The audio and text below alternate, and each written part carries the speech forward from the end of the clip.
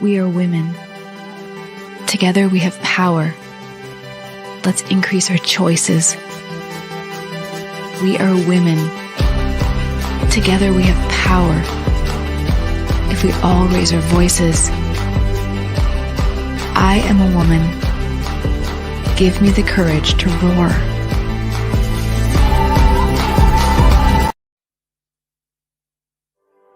We are not friends because of the laughs we spend, but the tears we save.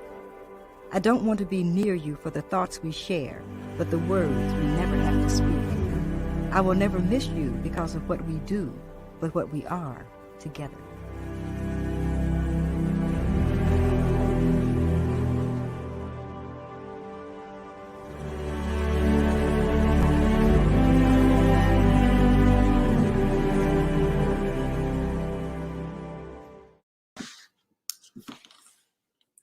Welcome to Real Talk with Jean Price. I am excited that you tuned in today.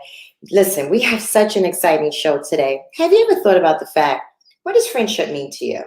Or is that your best friend or maybe your BFFF friend? I'm not really sure. But today's show, we are going to be talking about the power of friendship. But before we get started, I just want to thank everybody for joining us. Listen, if you still want a t-shirt, we have our t-shirts that are going to be on display again. I want everybody to get our signature t-shirt. We have something that's going to be planned in the spring, and you might want to join us and have your t-shirt on. When I wear my t-shirt, you want to get one. And our theme for our shirts is being real. That's our power. We talk about real issues, real topics. Everything we talk about is nothing but real. So listen, you want to take the time to get your t-shirt so you could be a part of the movement. That's what's going on with Real Talk. We are featured on Facebook and also YouTube, and we're also featured on the Inspired Living Network every Friday at 1 p.m. That is such an awesome platform, and we want you to join us tonight. And don't forget to watch us again on Friday at 1 o'clock. My guest today is going to be interesting. We are going to talk about that very thing that seems to kind of make us all think about. I have three wonderful people that are joining me today.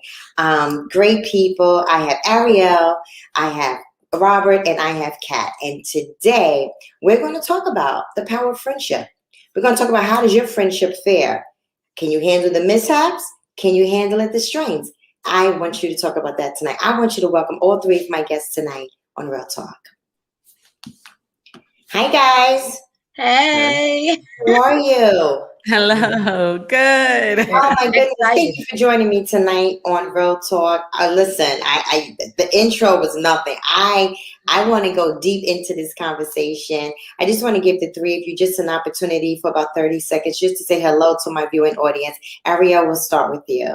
Hello, family. Ariel Simone. Super excited to be here. Entrepreneur, business owner, really been in this friendship with my best friends for over 10 years and just held each other together through so many different life stories, through so many different triumphs, even through situations that we would have never thought we would have been up against, but just grateful for the unit that I have. Awesome. What about you, Robert? Oh, hey, family and friends. My name is Robert Derleans. I have been also in the entrepreneurial world for quite some time now. I can go on about the many ventures that I do, but I will spend that time later. I've been in this friendship with Ariel for about 10 years and for Katya about 16 years now. Yeah, it's been some time. Wow. Yeah. Awesome. What about you, Kat? Well, I'm just grateful because I get to call them my friends. Family, I am an artist, a creativepreneur, and just so excited to be here with you, Lady Price, and talk about friendship. And I already said business, so here we are. Well, again, I just want to welcome you all for being on the show. Let's get right into the topic tonight. We were saying backstage, we were having such a great conversation. Sometimes people wear that term so loosely, friendship. You're my best friend. You're my good friend. But I really believe that friendships have to be tested and tried and proven to know that you can stand the test of time.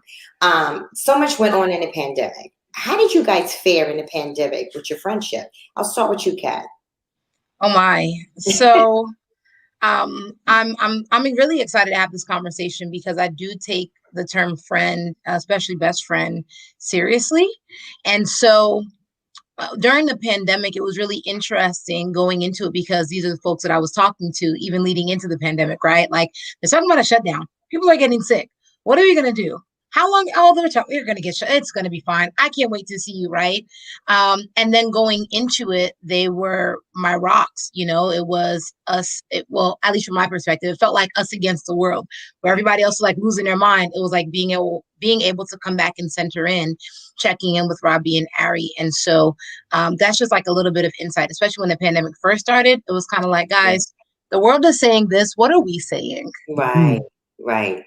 Right. That's a good point. What about for you, Robert? What was it like faring through the pandemic? Oh, man. With your friends? With my friends. I will say the one thing that prepared us for this pandemic was the foundation that we built as creatives and as masterminders, as people in our own individual businesses, but also both thriving for something. Right. And so with the pandemic, it took a lot of our normalcy out, and we had to kind of go back and figure out what worked for us, and it allowed us to get back into a space, even though we may have fallen off a little bit, but like it allowed us to get back into a check-in, whether it was a morning check-in or whatever it is. It allowed that space. It took all that stuff out and just created a space for us to reconnect again. Wow, so that's good. Yeah. Wow. What about for you, Ariel? I second everything that was mentioned. What's so interesting about the foundation that we have is we've always been accountable to each other. So when the pandemic happened, we were our brother and sister's keeper, right? So we were accountable to our mental health. We were accountable to our physical. We were accountable to our environment. We know how to ask each other the right questions, which even if you weren't saying something, I'm going to ask you the question so you can tell me what I'm getting at. And so we've always been gentle with each other, but also been that individual to kind of go give us that nudge. So the pandemic allowed us to challenge ourselves in different ways. Maybe things we never thought would have happened or limiting beliefs that we had, thinking outside the box. We were the people that said, hey, we're good. So because we're accountable to each other, what do we have to do to make sure that we're on the other side of this better than before? Wow. That was great. As you three were talking, we kind of touched on it a little bit backstage. I just want to go a little deeper with this. And I was saying how in friendship, you have different levels, right, guys? So, but was there ever a time in your friendship where maturity had to override immaturity? And Ariel is cracking up right now, so I don't know what that laugh means. So I'm going to hone in right on Ariel on that one for right now. Well, I'll say this because I am a different type of person to deal with. And I'm so grateful. They're laughing, by the way. I'm grateful for my friends because they know that. So all of us have our stuff, right, with us. And, just last week, Robbie was like, I didn't appreciate that. I was like, well, I don't have capacity right now. So we'll talk about it. We talk about it. But this is how I felt. He gave me how he felt. I was like, this is how I felt.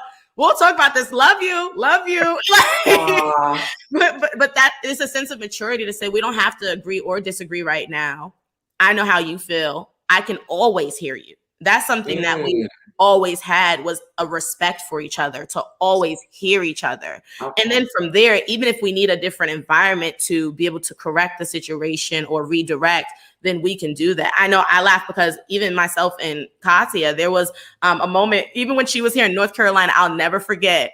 She said something to me. I said, I'm offended, but she was offended. And so I took like 10 minutes. I said, you have to be mature about the way that you handle this. And so did she. Both of us took time.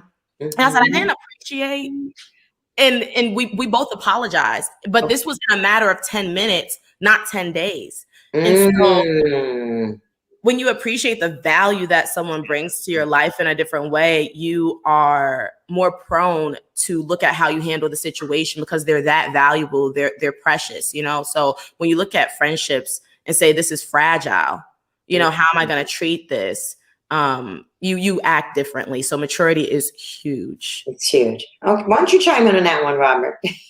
Oh man, maturity is huge. As we're talking, I go back to how Kat and I became friends, and there was a period of time where anytime we had a disagreement, we would I will take responsibility for my actions. Anytime we just had a disagreement, I had a hard time coming back and being the bigger person. Okay. It was always the person that's just like, can we talk about this? I'm like, I'm not ready yet. And she's like, okay, I'll wait. And my waiting could last for days.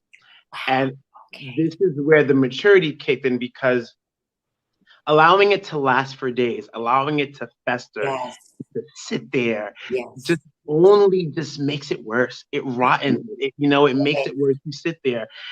And I'll never forget the one time, like I was like, all right, I'm finally ready now. Days had gone past, and I went to go talk, and she's like, I don't want to talk. We're done. I don't want to talk about this anymore. Wait. She's like, we're not having this conversation. She's like, it's been how many days? I'm not. And I had to realize, okay, this is a relationship that matters too much to me to allow it to go for days to go by and not to change. Like as Ariel just said, like it didn't take a matter of days. It took a matter of minutes to be like, hey, we're not gonna ignore each other. We're not gonna, be here. We're gonna be adults. We're gonna have a conversation, as uncomfortable as it may be, as much contention as it may be here. We're gonna open it up. Right. And we're going to take everything out, and we're going to have the conversation.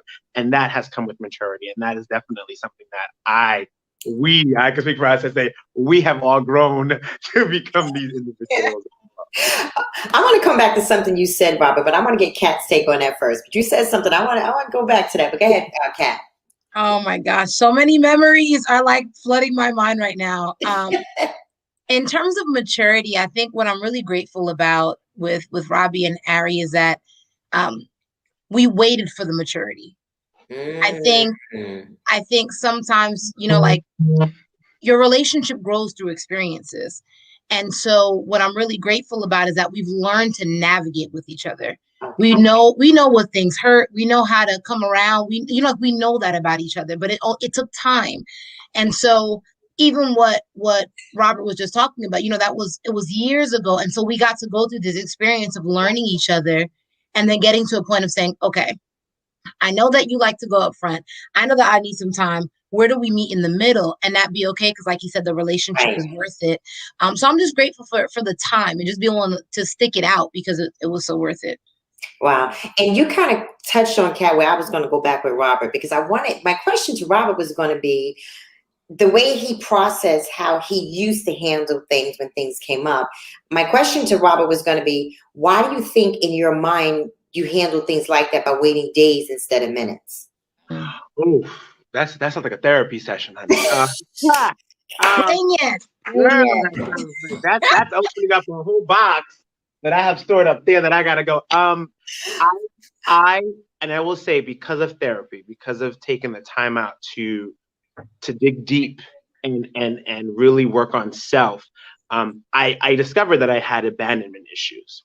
And so when I had a friendship that went sideways, or she didn't agree with something I did, or I did something that offended her, my thought process was, okay, so now our friendship is over.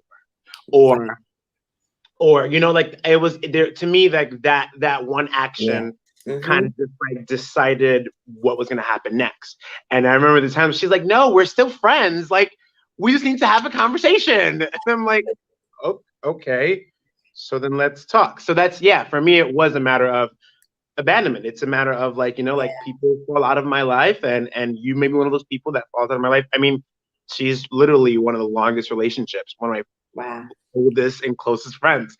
I'm not going anywhere. She's not going anywhere. So And that's why I wanted to go back to that, because we have Catherine chiming in. We have the audience is chiming in. And I'm so glad the three of you shared that. And thank you for your transparency, Robert, because oftentimes in relationships, to your point, a lot of us or whoever have those mechanisms, of different things in our past, our hurts, right? And we take all that, we bring it into a relationship. That's why I wanted to ask you, but why did you feel that way? And I'm so glad you explained that, because it shed so much light on somebody that's listening might go, wait a minute. I handle my friend like Robert handled Kat. Let me go deeper and try to understand why. And I think that's why I'm so glad you guys are talking, because we understand how you met. We want to talk about now the whys in the relationship. So let me go on. I want to ask another question. This is good. Oftentimes, right, as people carry out their hurts and their negative experience into relationships, and I think you kind of touched it, but I want to go a little deeper. Was there ever a time in the relationship where you really didn't want to be? I get it now. I got it. I know you guys are good. But was there ever a time any of you wanted to walk away? Like for good? Yes. You wanted to walk away from me? You wanted to walk away from me? Well, first of all, Robbie never wanted to be my Tell friend. us the truth comes out. Look. I was like, I never wanted to walk away from y'all. Robbie, you pissed me off sometimes. But no, I was So the reason I say yes is because emotions, like things come so fast. Yes. So speaking to that moment, like exactly what Robert just said, like I'm thinking about that argument we had when he finally came back. He was like, let's talk. And I was like, no, I'm done. I done figured out life without you now. Like, whatever, like, but you have these moments where, especially when something blows up immediately, Yes. where, you start creating stories in your mind. You start you run through this entire, timeline of what life needs to look like now. And, or honestly, even in full transparency with both Robert and Ariel, anytime where I have felt like I've had low self-esteem and I feel like they're winning, then you feel like, oh my goodness, I'm going to drag them down. Like there's so many times I can remember creating stories in my mind. And so because of that, it may not last long, right? But in the moment, it's just like, oh my gosh, well then, like maybe this is the end of this, is the last season, or maybe, like you kind of go there. So I can say yes for me. Wow. And anybody who wants to chime in next on that one? Well, I can go ahead, Eric. Go ahead, Eric. Okay, because I was gonna. So I've never. Just for everybody to know, especially the audience, the viewership, Kat was the link for myself and Robert, right? Like we both met Kat separately. I've known Kat for blank years. I don't remember. I can't do math. Robbie's known Kat for 16. But building the relationship with Robbie, there was a point in time where our relationship didn't necessarily hold as much weight as Kat and I. Okay. But then I feel like there comes a point of no return. Like when you're at the NR point, it's like, nah, bro, you're going to have to get over that. Like even like you could be mad. You could feel like some type of way. You could need a week. You could need whatever, but we're going to come back and we're going to figure this out because we're at the point of no return. Like there's so much of our lives, I feel like that are, that marriage that you just like, it's cheaper to keep her. Now they bring too much value to my life. All jokes aside, but we have so many spaces that we're woven in. Wow. And you know that the intention is right. That I've never been like, oh, I'm done, I'm good. Because then I'm like, but who's gonna and how can I? Right, exactly. I don't know. I've just never and they've never. And just so that we're clear, my best friends have never done anything, and I can say this without the knock on wood or any jinx. Right. They will never do anything to ever like make me feel like, oh, we can't come back from this. Like they just don't have those hearts. So I don't know. Well, I'm gonna get Robert's take, and I have a good question for the three of y'all. Oh, it's gonna be a good one. But Robert, you go ahead. I gotta get your take on this, but I gotta ask you guys another question. I got something on my table. I gotta sitting on it, ready to go. Go ahead, sir. I can't recall there being a time that I felt like the relationship was over or I wanted to be out, or it always seemed worth fighting for. There's so many points. There's always way more good than there was bad in a relationship. Even if there are disagreements, even though I may be the most difficult out of the relationship, I'll take my seat, my crown. Right. I feel like there's too much value that Yeah. we bring to the table, that we are such a force when we're together, that to me it's That's not beautiful. there's no point in going back. Like, as you said, there's like the point of no return. That's exactly Right. right. We've made it this far. Well, we can, let's see through it now. Right, right.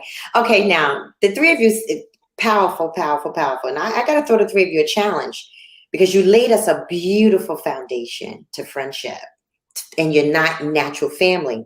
Do you bring to the table in your families the love, the value, the accountability, all the different attributes that the three of you mentioned in different ways?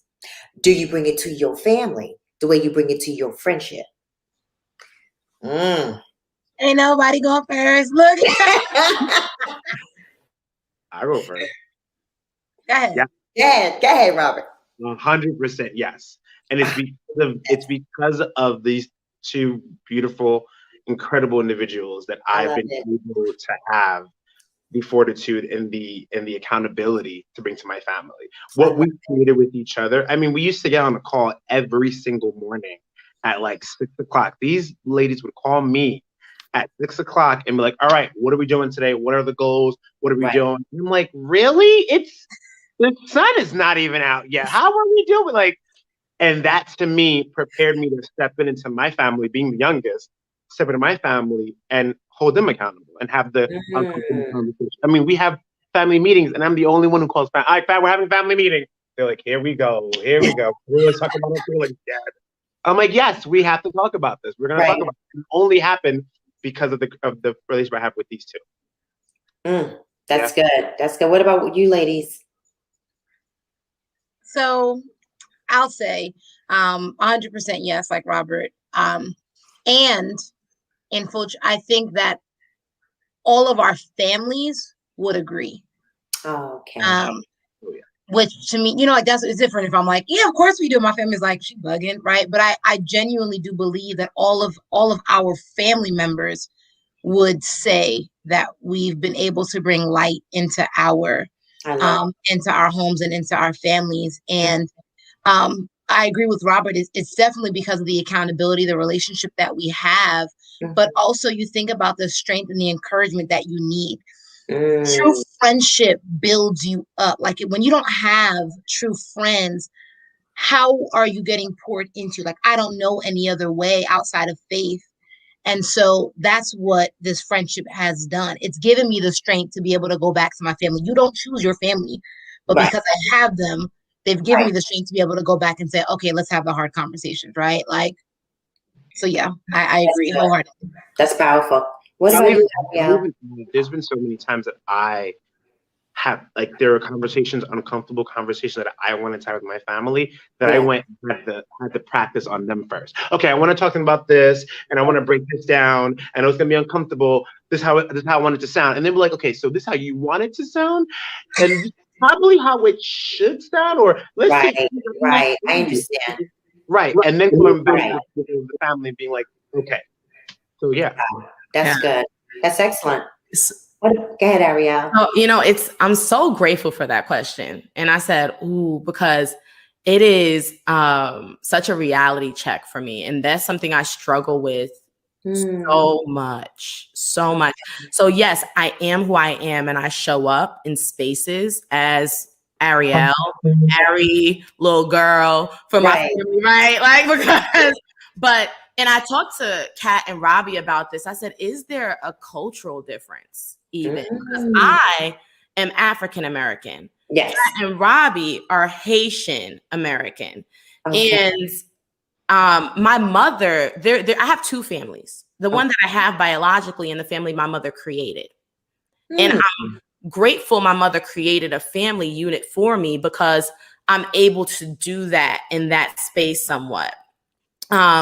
When it comes to my biological family, when I tell you just systems that America has, we fall into on so many levels. And when it comes to toxic relationships or how much do you allow family into that space, who can be around your children, who can't, like we've faced all of that. And, not to put a damper on this space. Yeah, but that's just something that I've always I've always had a hard time with, because I have cousins that I don't speak to.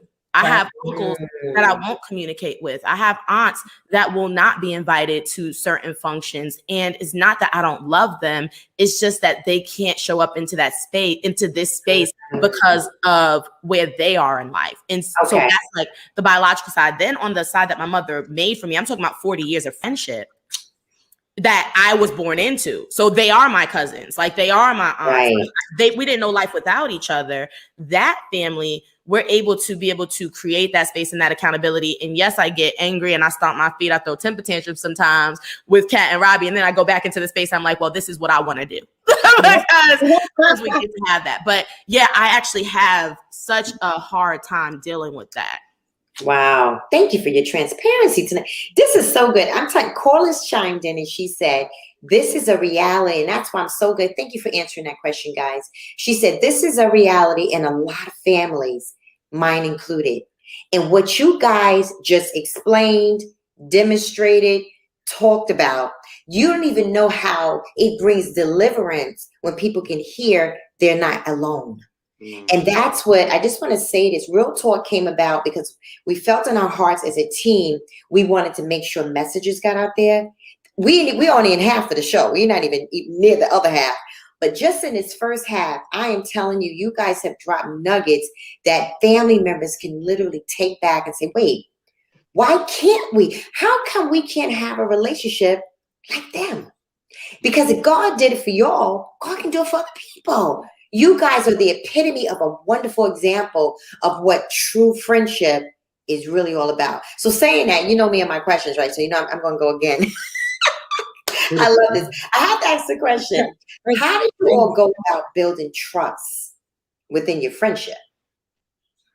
And I know we talked about you've been there for, I got all that, but trust is something that, right, we can all agree that sometimes when it's tested, not saying you all have been, it's kind of hard to get it back. Mm-hmm. You understand what I'm saying? Has there ever been a time where trust was tested, or maybe you had a relationship with someone else where trust was tested, but then you brought it on over to Kat, to Ari, and to Robert, and the foundation, okay, wait a minute. I think I need to be quiet because I see smiles. Wait, wait a minute. All of it. I see smiles. I got hand raising. So I'm just going to take a seat back for a second, and I'm just going to is that okay, Robbie? I'm going to let Ariel just go ahead and answer that. Go ahead. Because they know it's not go ahead and conquer. Go ahead. So I'm going to tell you who I am. So when you say like friendship, like defining friendship, and you know, everybody's not your friend, everybody's not your best friend. My mother always taught me you can be somebody's friend and they're not a friend to you. So I don't want to say I use the term loosely, but I understand my role, if that makes sense. So I can pour into someone and somebody not pour into me. But I say that to say I have a lot of friends, right? And Kat and Robbie do not. And it is so funny to see the way we function in the world. But I'll say this. I remember the moment that I thought I was going to lose Kat as a friend. And what I feel like was the saving grace was that Kat has grace. And this is why. So I never wanted to leave her as a friend, because that was the question you asked before. Like, I never thought, no, I thought Kat was like going to be done with me. And what Kat also has is accountability to herself and ownership. So I'm going to tell you, we were moving into apartments. I wanted my own apartment. I told Kat, I want to get my own apartment. Kat wants to get an apartment. We were going to go half on an apartment together. I'm not a procrastinator like Kat. I am all the way. And Kat is a procrastinator, and I did not sign a new lease through Howard to be able to get a dorm. So it was like, I have to find an apartment. Are we going to find an apartment together? We're not finding an apartment. Let's go look for an apartment. So Ariel had to go find an apartment and get a roommate. And I remember when Kat came back and Kat was like, you got an apartment without me. And that would have done damage for me. Like if it was me, like how that would have, like if the shoe was on the other foot. And I'm just so thankful for her grace, because I said, Dag, I done lost my friend. I just knew, because she was like, she's gonna be so mad, she's gonna be angry. But I had to have a roof over my head. That wasn't the case, thank God. You know, Kat ended up living with me for a month while she found out. That wasn't grace. I didn't need a place to stay because I still had an apartment. And then the second moment, so she ended up having to live with me because she ain't had no apartment. Right. This place, like, Right. because she did not. I was like, She needed a place to live. She's not living in reality. I was like, Kat, we need an apartment. Like, it really, when it happened, I was like, I could have communicated better. Maybe if I would have, I just saw all the gaps of where I could have filled, how I should have moved her along. And as our friendship grew, now I know how to move Kat along, which I didn't know how to do that back then without feeling like a bully, right? Like, so that was the first time. And then the second time was my friendships bled into their spaces in their lives. And they may not talk about this openly, but I remember when you guys got into that car accident, I just felt like, who would allow this to happen? Wow. And I felt like the worst person on earth. And it was because my relationships bled into theirs. And so that's when I started treating my space even more sacred, because you don't realize what your relationships will do to others when you place them into these spaces. And I would have never known that would have happened. But that was in a moment in my mind where I said, I could never let this happen again because I just love them so much. So. Wow. I love you so much. I love you so much. You get into nitty gritty. I got stuff I gotta talk about after this is done, because you getting all the bones out the closet. Lady Price. I'll add to that if I can. Trust has absolutely been tested, and to what Ariel just said, sometimes trust is being tested and you don't even know it. Right. And so for her, where she's like, oh my goodness, I may lose my friend. In my mind, I'm like, dag, she fast. All right, well, let me catch up. Like it didn't affect me the way it affected her. But for her to make the decision to shift though, right? Like those are the moments where I feel like trust is tested. And then there were plenty of times. There were times where we have argued. I think definitely Robert and I, we've argued. We've gone back and forth. And I remember because of the value of our friendship, when it included or didn't include, when it included, I'll say first, when it included other people, or it felt like other people were getting in the way, or we had a miscommunication, I've threatened people's lives. I'm gonna be fully transparent.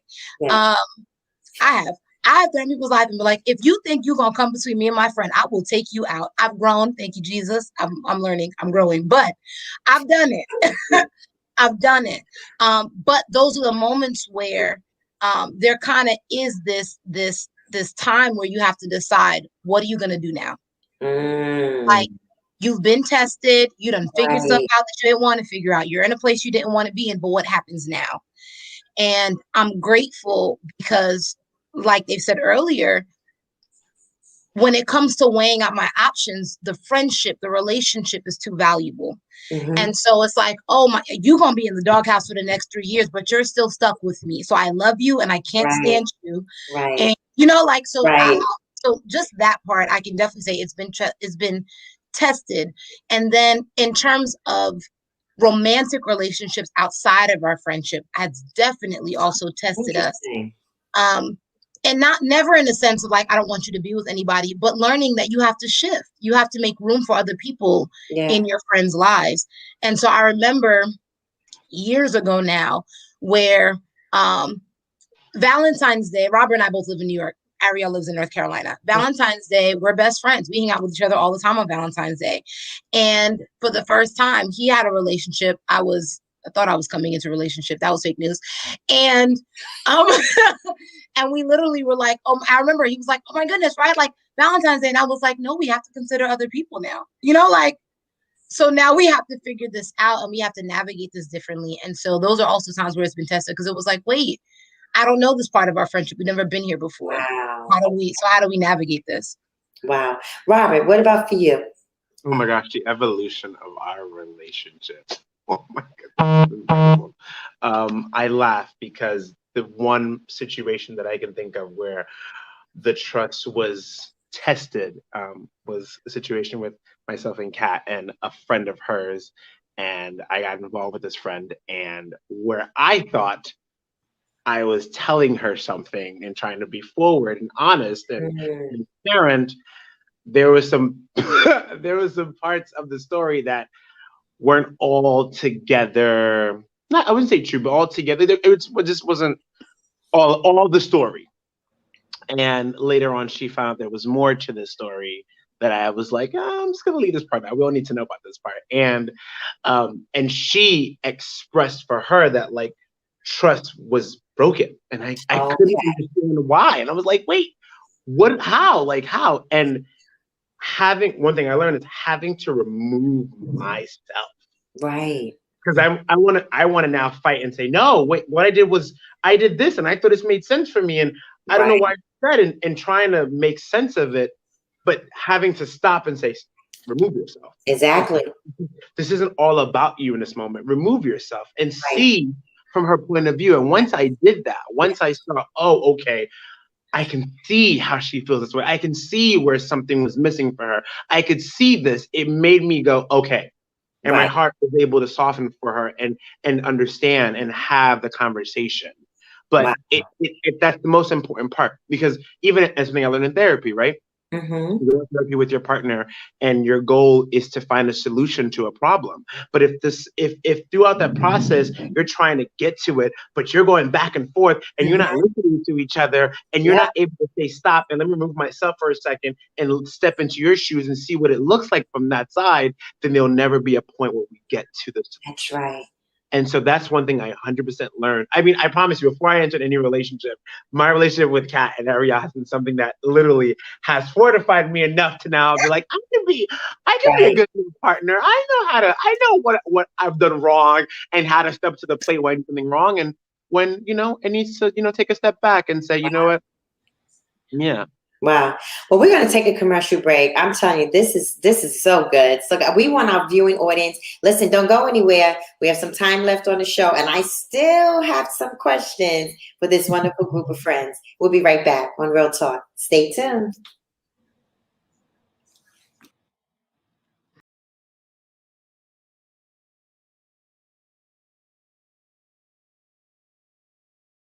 Have you been enjoying the show? Make sure you comment and like.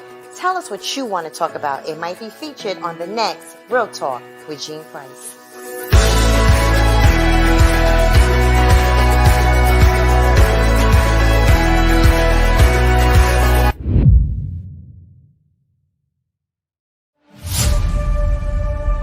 I haven't been live.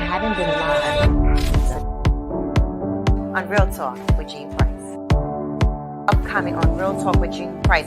Become that warrior to that other sister. I dare everybody that's listening to your voice, that I can see the feed, that's listening to my voice. I dare each one of these sisters to get behind somebody else. We don't know what they're facing.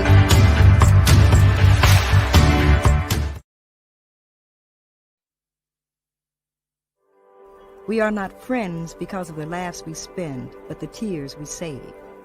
I don't want to be near you for the thoughts we share, but the words we never have to speak. I will never miss you because of what we do, but what we are together.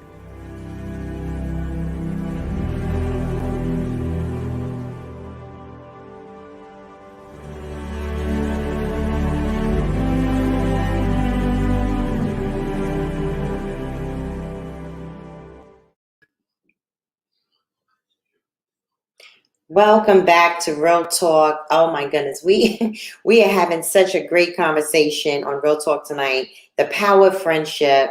I am enjoying this discussion. Our viewing audience is enjoying this discussion. I want to welcome back my three guests, Kat, Ariel, and Robert. Come on back. Come on back. This has been so good. So good. I mean, your transparency, just your openness, your willingness to just be so authentic and organic. Those are the two words I keep thinking about when I think of you guys. Authenticity and being organic. That's real. That's like going to the grocery store, choosing a lemon that's organic or one that's not. You guys are real, and I love it. So we want to continue our conversation for the next couple of minutes that we have on this show. I was thinking about this, right? Social media, right? We're all on social media doing whatever we do. Do you think that social media gives a false presentation of what friendship could be. Because I think sometimes in social media, like we know we can go to the you could glam yourself up with all the different things they have, make you look like you really look like somebody else. Do you think social media kind of plays a role in how friendships look? You know what I'm saying? I don't know if I hope you understand what I'm asking. Oh, I see a lot of shaking of the heads. I'm gonna go ahead and ask. Go ahead, Robert. Why don't you chime in on this one first, and then I'm gonna. I can't hear you. Volume. I'm sorry, I was muted. Can you hear me? Okay, it's quite all right. It's so funny. I thought you were going to send it over to the social media queens. Should I go on the other side? All right, let me go ahead. Let me start on the other side. Let me start with Ariel. Let's talk about that for a second. Do you think social media plays a role in the persona? Because we're dealing with a persona of what it can look like. Yes. It's crazy because what I say is fake news, and that's something that we've been attacking. We've been attacking that. We've been creating space even for authenticity, within our platforms, because no one wants that. Like we don't want to know what it looks like after you've taken the 7th photo and you've cropped it. We want to know what life looks like on the way through. And so, what I realize with social media is when you don't choose to share, when you don't choose vulnerability, then that's where, like you're not authentic, but with certain decisions that we make, even on our platforms, it's like we choose vulnerability, we choose authenticity, like we choose those moments where we're not always perfect. The other day I'm locking, obviously. And the other day, I had my alfalfa going on, and I'm just like, y'all, you gotta help me. But we share. And even with Miss Joseph's cat, your post today was just so raw, so vulnerable. So we find those opportunities. So yeah. Wow. And why don't you share? What was your post today, Kat? If you can share. Yeah, no, I'd be happy to. It wasn't even anything long. I posted a picture. Last month was my birthday. I posted a picture that Ariel actually took at me when we were out at dinner. And I'm on the phone, I'm going for my tea, I'm dressed, I got my little pearl bracelet on, I look clean. And under the post, I was like, one day I'm gonna be able to be her more consistently. But until then, thank you for loving me in the process. And especially because I feel like I'm in that space, there's this dichotomy right now between who we want to be, and we do have the pretty pictures. Yeah, I love photos. My family calls me paparazzi. I will take 100 photos and choose the best 3 and post.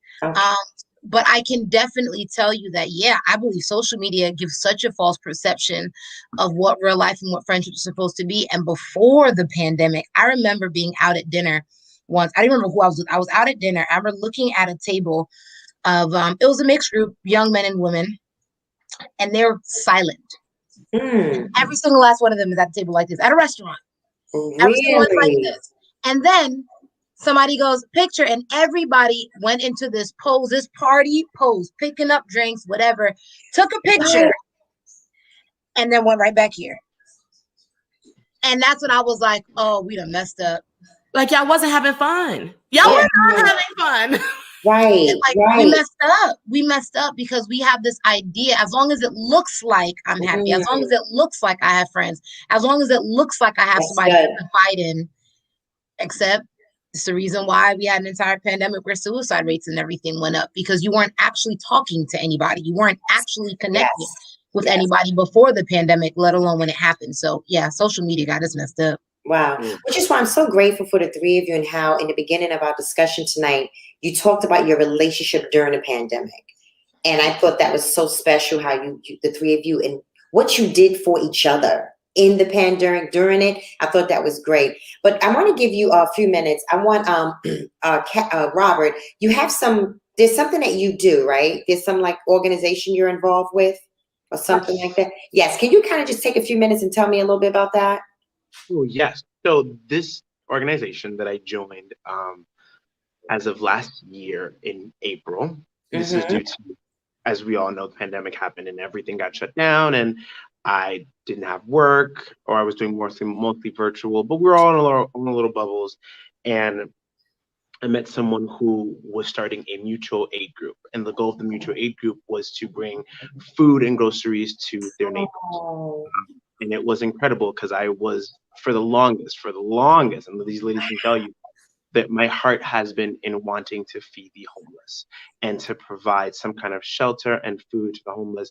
I mean, I have plans and things that I want to do and all these different projects. And this was the first time where this was an avenue that I can take part in, and I can feel like I'm doing something towards that. And so it started off simply just myself and three other people. We would raise money. We would go to the grocery store, we'd buy groceries, we'd pack them in bags, and then we would get neighbors' address and we'd go and deliver food. And this is how it started. And it's been a year now, and we are still going on strong. We've raised over $120,000. We fed over 60,000 homes. Oh my goodness. Mutual aid group. And we started off with just Ocean Hill Mutual Aid, and it was a nice little small community in Brooklyn. And then we slowly expanded to include Brownsville in there, and then we slowly included to Cypress Hills, and then East New York, and now recently, a few months ago, we did Starlight City, and we do 150 groceries deliveries a week. And we're still raising money, and we're still pushing. We're the only mutual aid group currently right now that is still delivering food to folks. And it's tough because we still have to be out there. We're out there raising money. We're out there trying to promote and do whatever we can. We're working with different organizations and different political figures to see what we can do, because you think about it, this is their job, right? They're supposed to be stepping in to try to help the people. And mutual aid groups have started because the government was slow to act. And so the people had to step up and do something. And we did that. And even in the mutual aid group, what's so special about our group is like everyone is from different places. I live in Queens, but I volunteer with this mutual aid group in Brooklyn, so that's my really good friend. And there's different people from all over coming in to come together to feed the people, to feed our neighbors, to provide service that'll help. And so that is the one thing right now that I'm super passionate about and love so much and can't get enough of. So. Wow. Well, we can definitely see the smile that you give, and of course your friends supporting you. And Corliss and Quincy chimed in. Corliss said, "This is excellent." Quincy said, "That's beautiful." We're so grateful that you have that kind of heart to want to go back and help other people like that. That's saluted. We salute you for that.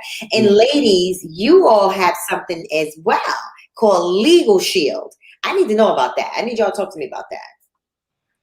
So I'll start us off, and then I'll pass Ariel the baton. But Ariel actually is the one that introduced it to me, to both of us. And it's been a game changer because I met Ariel at Howard University, where our conversation has always been about access and social justice and how do we provide and support our community in bigger and better ways. And so she brought it to my attention about a little over 3 years ago now, saying, "Oh my gosh, we found it. We found a way to bring legal literacy to the community." And I jumped all in. And with that, I'll actually pass it over to you.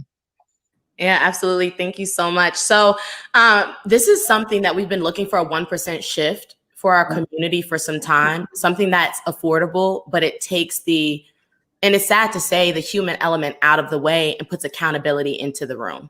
And so a lot of us hear financial literacy, but we don't know that legal literacy is necessary for us to be able to level up. So we see, the masses like, why do the rich keep on getting richer and the poor keep on getting poorer? But there's a legal literacy gap for our community. And so out of that, we even started Sisters of Impact, which is going to include prison reform programming, is going to include reform for school to prison pipelines, scholarship programs, community activism. There's going to be so much that's included within this pipeline, this process that we get to partake in. And it started, believe it or not, Sisters of Impact, segued from us building Legal Shield, but it started during the pandemic. So there were a lot of blessings that came out of that time to be able to incubate. Wow, that's good. That's so good, guys. So how has the success, if I can use that word, because what you all are doing brings in a certain amount of success, and not just for yourselves, and it's for other people. How has that made your friendship stronger? Okay. I'll start just by saying we've kept each other grounded. And we all know the phrase, like, you wasn't with me shooting in the gym. There is this level of knowing that you've had people from the beginning Yeah. holding your hand through the process. And so that's definitely an element that this friendship has brought in all the successes and all the celebrations and all the levels, because we're still growing. Of course. It's been amazing to kind of come back and know that you have your tribe to say, okay, wait, Right. where am I? I told you this is where I was going to be 5 years from now. You know, like to be able to come back to ground zero. Yes. And say, hey, what was next? Remind me of what I said again.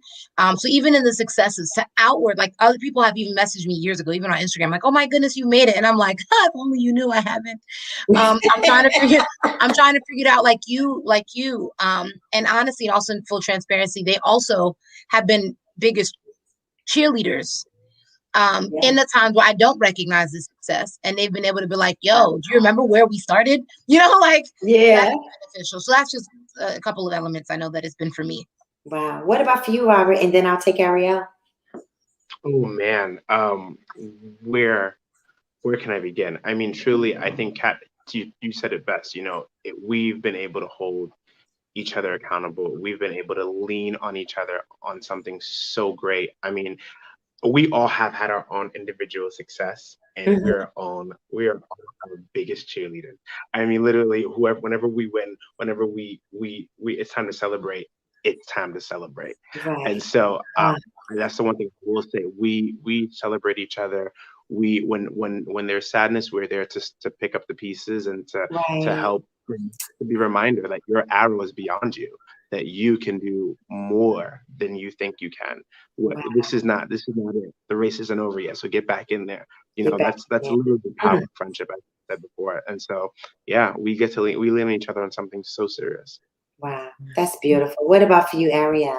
You know, I looked at Miss Joseph's post earlier today, and I commented, I said, you're amazing, so much more than what you're giving yourself permission for. I'm gonna beat you up. And I put a punch face, and Instagram wouldn't let me post it. So she didn't really get my true post, because, you know, when we don't when we don't have people around us to allow us to pull the wool from over our own eyes and say, no, you are worthy, you are capable. What I think of when I look at my best friends, and I'm so grateful for it, the word permission comes to my mind. You know, I look at Robert. Oh my goodness. And the gifting that is in his hands and the way that he's able to network with powerhouses. He won't talk about his success in the rooms that he's in at all times, but I watched him create 2 companies and also build out a third, and stay humble and still challenge himself on how he can level up. And when I look at Katya, you know, I think about where her art hangs, and she doesn't talk about it, but art hangs in Brooklyn. She's done beautification projects for counties, and it's just so beautiful to see the way that they open up these doors. And then Ariel says, oh, I have permission to be able to grow. I have permission to be able to do more, because success breeds success. When you see other people doing around you, you recognize that your power is so much more. So I'm just grateful for them. Can I even add that there are so many times where I feel like throughout our journey that like I wasn't doing enough. And I was like, I'm back here I'm not doing enough. It always takes to remind me. Like when I have, again, the power of friendship. When you have these incredible human beings to remind you, yes, you've done this, and you're still doing this, and like, you know, like it's.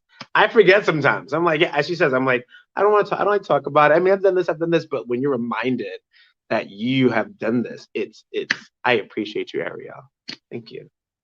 Well, I have to say this has been probably one of the best shows I think that we've had. And I'm not saying it because you're on it, but I am saying it because you're on it. If that sounds like an oxymoron, I know. But I think you all define the true meaning of the topic today, the power of friendship. And power is the capability of doing or accomplishing something. That's the definition of power. And you guys have defined it so clearly tonight. And even for the audience that's there and they're chiming in, you guys have gave a clear depiction of what power means in friendship. We want to thank you guys tonight for being on Real Talk with Jean Price. It was absolutely amazing. And like anything else, you know me, right, Kat? You got to come on back to the show. We got to have you guys to come back. Give us an update. Catch us up on what's been going on in your lives. We look forward to having you back. To my viewing audience, thank you again for joining me tonight on Real Talk with Jean Price. We'll see you next week. See you soon. Bye-bye. Thank you for having us. Have a good